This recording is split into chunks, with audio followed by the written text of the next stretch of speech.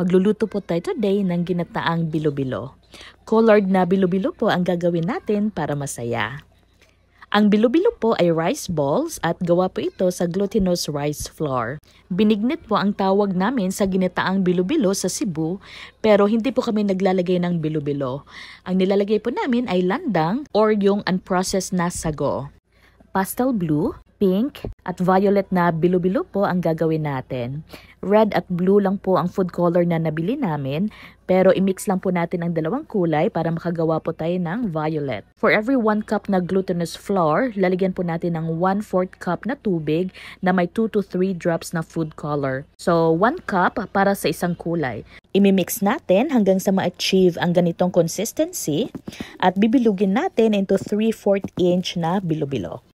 Mag-slice po tayo ng violet na kamote since wala po tayong nabiling ube kanina sa bayan. Mas maganda po sana ang ube para may natural violet color po ang ating sabaw. Magagayat din po tayo ng puting kamote at saging na saba. Mas maganda po sana kung meron tayong langka para mabango po ang ating sabaw, pero wala din pong nabiling langka kanina sa bayan. Ang atin pong pangpalapot ay 1 cup glutinous flour sa 1/2 cup na tubig. At bumili po tayo ng kinudkod na niyog at tayo na po ang nagpiga. Isang piga lang po ang ginawa natin para creamy po ang ating ginataan. At isinalang na po ito para kumulo. Pagkakulo ay ilalagay na po natin ang ating mga kamote since matitigas po ito. So dapat ito po ang ating uunahin na isasalang. May yellow na kamote din po pala tayo. At ayun, ipapasimmer po natin or pakukuluan po natin ng mga 10 minutes or hanggang sa lumambot ang ating kamote.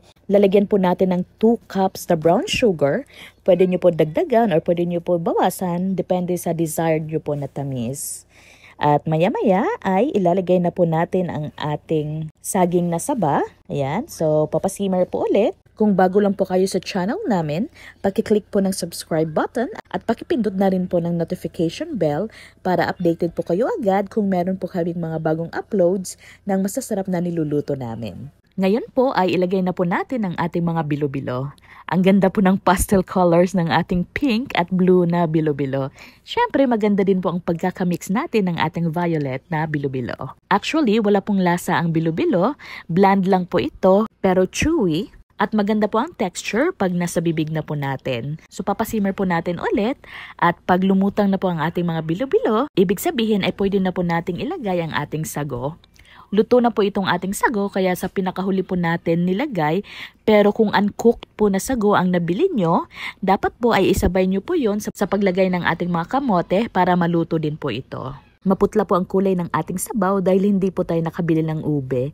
Kaya mag-remix na lang po ulit tayo ng food color. 2 drops po ng blue na food color at 3 drops ng red na blue color.